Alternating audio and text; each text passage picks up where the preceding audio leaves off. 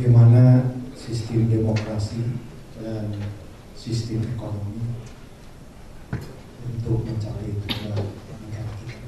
Kira-kira itu terakhir dari Pak Bahlil. Silakan Pak Bahlil. Ya. Saya sebenarnya pembicara tiba, tetapi terima kasih Saudara Didin sudah mengundang saya, bukan karena apa-apa, tetapi karena ada Mas Adi dan gabungan dengan Mas Dawam sekaligus di dalam forum ini. Lalu kemudian ditambah dengan Umar Juworo plus Didin Damanhuri sendiri, itu seperti terasa masih di LP3IS dan LSP sekaligus. Nah, saya memang kemudian ketika ditelepon Didin, saya bilang, mulanya dia bilang, Rick, kamu bahas buku saya. Buku apa? Saya bilang gitu, karena saya nggak pernah tahu bukunya gitu. Nanti saya kirim gitu. Nah, karena Saudara Didin, ya, sahabat lama, saya terima gitu. Sebab waktu mahasiswa dulu, kami sama-sama ini menjadi penulis di Kompas. Jadi kira-kira elitnya mahasiswa Indonesia lah pada waktu itu gitu. Didin di Unpad, saya di IAIN. Perbedaan saya dengan Didin adalah saya bisa juga menulis di Prisma sekaligus menulis kolom di Tempo. Setahu saya Didin belum pada waktu itu. Nah, saya sangat senang melihat membaca buku Didin ini karena bukunya baru sampai kemarin. Jadi sambil kemudian saya menulis untuk Republika hari ini tentang analisa saya tentang pemikiran ekonomi, sebenarnya bukan pemikiran seperti yang Mas Dawam katakan tadi, Jokowi dengan Prabowo di Republika itu. Malamnya baru saya baca buku Didin Damanhuri dan saya kemudian baru memahami siapa Profesor Didin Damanhuri itu sendiri gitu. Nah, pertama yang saya lihat, ya, cara saya berpikir itu bertingkat setelah membaca tulisan-tulisan Didin di buku itu. Yang pertama adalah dia tetap seorang kapitalis, gitu. Maksud saya memahami ya bahwa capital itu penting. Tetapi saya tambahkan dengan appropriate capitalism. Gitu. Ini saya gunakan ya frasa yang pernah diciptakan oleh Schumacher pada waktu itu tentang appropriate technology gitu. Nah, tetapi semakin saya membaca, semakin kemudian saya melihat bahwa Saudara Didin ini adalah kapitalis, moral based kapitalis di dalam approach-nya terhadap ekonomi. Nah, dalam konteks itulah saya kemudian bisa paham kenapa dalam buku ini ada 3 tulisan tentang Sri Mulyani. Gitu. Sri Mulyani itu kita ketahui bahwa integritasnya itu sudah pasti terjamin. Sama menurut saya ya dengan Budiono, integritasnya juga sudah terjamin. Tetapi sistem gagasan ekonominya itu kalau kemudian dikembalikan kepada pikiran Didin Damanhuri tadi, itu secara fundamental sangat bertolak belakang. Gitu. Nah, karena moral based capitalist approach dari Saudara Didin ini, maka dia kemudian melihat tindakan-tindakan, kebijakan-kebijakan yang tidak sejalan dengan pandangan dan keyakinannya itu sudah pasti akan ditolak. Nah, di mana kegelisahan Saudara Didin ini tadi? Gitu. Tadi saya tertarik ketika dia mengutip wawancara Sri Mulyani terhadap wawancara Sri Mulyani tentang pandangannya. Kenapa pertumbuhan ekonomi itu tinggi? tetapi pada saat yang sama kemiskinan itu semakin masih ada, bahkan semakin berkembang. Lalu kemudian Sri Mulyani menjawab, ya itu bukan urusan Departemen Keuangan. Gitu. Nah, di sini menurut saya moral base dari Didin Damansuri, gitu. Maka kemudian dia mempersoalkan bukan pertumbuhan yang paling penting, tetapi adalah pendapatan. Di dalam konteks inilah saya kira tulisan dia yang terbagus itu adalah tentang degrowth. Di dalam buku ini dan agak panjang lebar dia melukiskan tentang sejarah pemikiran tentang GNP dan GDP yang dikenakan dengan alasan-alasan tertentu. Lalu kemudian dia sebutkan di situ tentang kelemahan-kelemahan fundamental dari pendekatan itu, pendekatan GDP. Nah, lalu kemudian dia memperkenalkan sebuah frasa baru yang terus terang saya baru tahu, baru dengar. Itulah yang disebut dengan degrowth tadi. Jadi degrowth ini adalah walaupun mungkin belum menjadi alternatif yang efektif dan strategis, tetapi setidak-tidaknya dia berusaha memberikan pemikiran alternatif dari pemikiran ekonomi yang selama ini dominan. Nah, lalu kemudian dalam konteks inilah Didin kemudian berbicara tentang Bank Islam, gitu. Ini menurut saya sangat menarik. Bank Islam, kira-kira kalau saya kemudian merekonstruksikan pemikiran Didin Damansuri itu apakah Bank Islam namanya saja atau ada sesuatu yang lain di situ? Nah, Didin kemudian melihat bahwa hanya sekitar 20 atau 30% yang mencerminkan kinerja Bank Islam, jadi pemihakan terhadap sektor real, gitu. Tetapi selebihnya itu dia terjebak dengan sistem perbankan konvensional sebagaimana perbankan lainnya. Nah, kenapa ini kita lihat penting di dalam genealogi ya, pemikiran Didin Damansuri itu? Karena Islam itu adalah nilai. Didin berkali-kali berbicara tentang ideologi, dan kelihatannya dia ingin masuk ya ke dalam Islam sebagai the source of ideas, sebagai sumber sistem gagasan untuk mempertajam, bukan hanya untuk mempertajam, menambah keyakinannya tentang pandangan-pandangan ekonominya. Tetapi begitu dia melihat kepada orang yang memang secara teknik, kedua karena latar dari sistem perbankan syariah itu tadi, sebagai apa? Tiba-tiba dia seperti entrepreneur.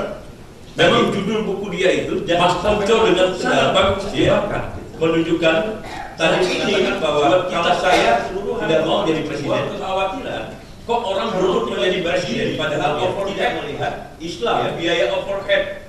Saya dari Indonesia ini saja sudah definisikan tentang Islam sini dan apa definisi pokoknya sampai pada taraf unmanageable. Tetapi kalau kemudian dia tidak melihat Islam sebagai agama yang dianut mayoritas Indonesia ini, kemudian tidak memberikan kontribusi tentang bagaimana dia memformulasikan pikiran-pikiran ekonominya. Jadi ini yang kira-kira yang saya lihat pada pada saudara Didin Damansuri tadi, gitu. Terakhir supaya tidak terlalu banyak menyita waktu, saya ingin menyatakan bahwa inilah yang merupakan kegelisahan lanjutan.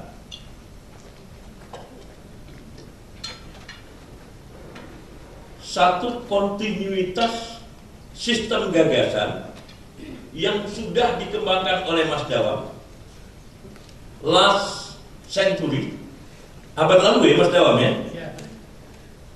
yang dikembangkan oleh Mas Adi Sasono juga lah senturi. Rupanya udah tua kita ya Mas Adi ya. Udah 1 abad. Dan tetap hidup di tangan murid-murid dari kedua tokoh ini. Nah, pertanyaannya sekarang ini adalah apakah kegelisahan intelektual Saudara Didin sebagai warisan dari kegelisahan intelektual pada masa Orde Baru itu mendapatkan wadah politiknya, terutama di dalam proses proses pemilu presiden sekarang ini. Nah, kalau kita lihat pada tampilan 2 capres kemarin itu, ya memang mereka tidak paham apa-apa tentang ekonomi. Makanya lead tulisan saya di Republika hari ini saya katakan andai kata pemahaman ekonomi yang komprehensif itu menjadi syarat untuk menjadi capres, maka keduanya tidak lulus.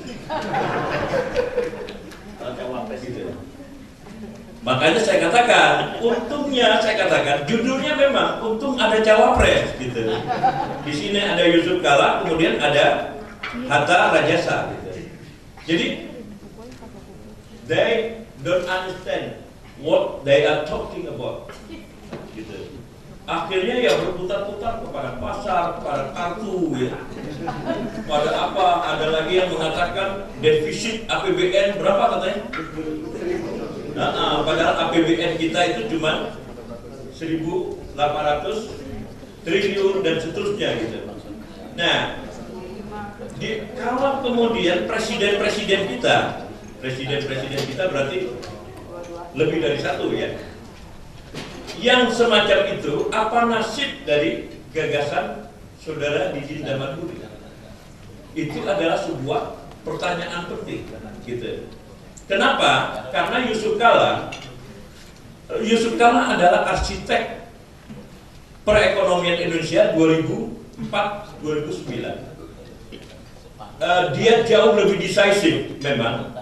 Pertama-tama karena orangnya memang seperti itu. Kedua karena latar belakangnya sebagai entrepreneur tadi. Mas Ponco dengan sangat bagus ya menunjukkan tadi, mengatakan bahwa kalau saya tidak mau jadi presiden, kok orang berebut menjadi presiden, padahal overhead ya, biaya overhead dari Indonesia itu saja sudah sangat besar dan sulit, pokoknya sampai pada taraf unmanageable. Loh, kok orang mau masuk ke situ ini? Nah, Yusuf Kala ya, saya kira adalah orangnya di dalam konteks ini.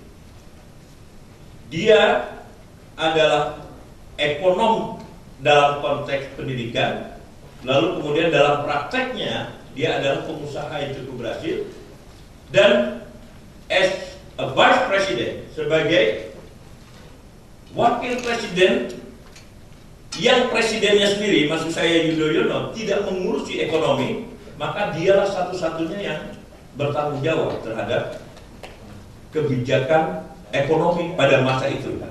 Nah, karena itu sebenarnya itu bisa diandalkan. Hatta juga sama, walaupun posisinya tidak setinggi presiden, karena dia hanya menteri koordinator perekonomian gitu. Tetapi kalau dilihat dari kecenderungan pemikiran mereka, baik pemikiran Yusuf Kala maupun pemikiran Hatta pernah nulis nggak ya? Saya kira enggak juga ya. Pokoknya pikiran-pikiran mereka yang kita lihat dari wawancara-wawancara itu sama sekali tidak sampai kepada apa yang dipikirkan oleh Saudara Didin. Gitu. Mereka itu akan kembali kepada pendekatan pertumbuhan ekonomi. Ya, mereka kembali kepada mengundang ya investor asing karena tidak ada alternatif lain gitu. Lalu kemudian mereka akan tetap mengikuti prosedur-prosedur bisnis, ya, prosedur-prosedur aktivitas ekonomi pada tingkat global sesuai dengan kesepakatan-kesepakatan yang telah dimiliki. Nah, yang paling fundamental kemudian para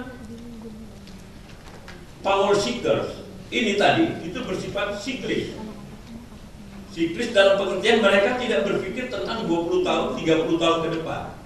Sedangkan apa yang menjadi persyaratan terlaksananya pikiran Didin Damanhuri itu adalah adanya sebuah rejim yang secara konstan memegang kekuasaan at least 15 years.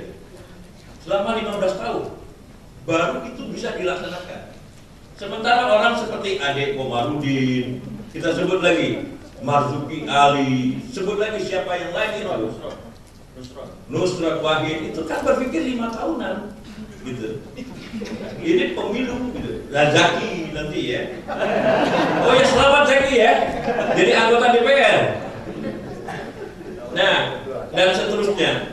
Itu kemudian juga tidak memberikan tempat gitu di dalam proses itu. Jadi kita bukan hanya, Mas Dawa, memerlukan pemimpin yang tegas gitu, tetapi pertama-tama adalah pemimpin yang cukup memahami persoalan dan dijamin dia berkuasa selama 15 tahun. Kalau cuma 5 tahun itu tidak akan menyelesaikan persoalan apa-apa. Bukan kemudian saya ingin mengatakan kita harus berputus asa gitu, tetapi mungkin substitusi dari CSIS, ya, sebuah lembaga yang yang sangat berwibawa pada tingkat regional, maksud saya pada tingkat regional supaya berpengaruh pada kebijakan-kebijakan nasional. Kalau internasional mungkin agak susah kita capai, itu harus dibangun. Nah, sehingga kemudian siapapun pemimpin politiknya, mereka terpaksa secara intelektual untuk berpikir, mengambil gagasan-gagasan dari institusi itu. Nah, bibitnya menurut saya itulah yang dikembangkan oleh Andrinov pada kelompok Jokowi, dan itulah yang dikembangkan oleh Umar Juworo pada kelompok Prabowo. Oh, Amir ya? Amir Sambodo pada kelompok Prabowo. Betul ya? Pada kelompok Prabowo itu. Nah, jadi pasca pemilihan kapan? Tanggal 9. Tanggal 9 nanti kan pasti cuma satu kan? Pasti nggak dipilih semua. Nah, karena itu ya tim-tim ekonomi ini itu bergabung bukan di dalam kekuasaan, tetapi membangun sebuah institusi itu tadi. Nah, institusi itu kalianlah menjadi manajernya, tetapi kemudian para ahli ya di dalam berbagai bidang ditampung di situ. Kalian karena punya kekuasaan carikan dana yang abadi. Baru kemudian gagasan Didin Damanhuri itu bisa direalisasikan. Bayangkan perdebatan ini sudah berlangsung 1 abad. Dari 1970-an sampai dengan sekarang ini kita masih berdiskusi di sini. Terima kasih. Selamat, Den. Bukunya bagus sekali. Assalamualaikum warahmatullahi wabarakatuh.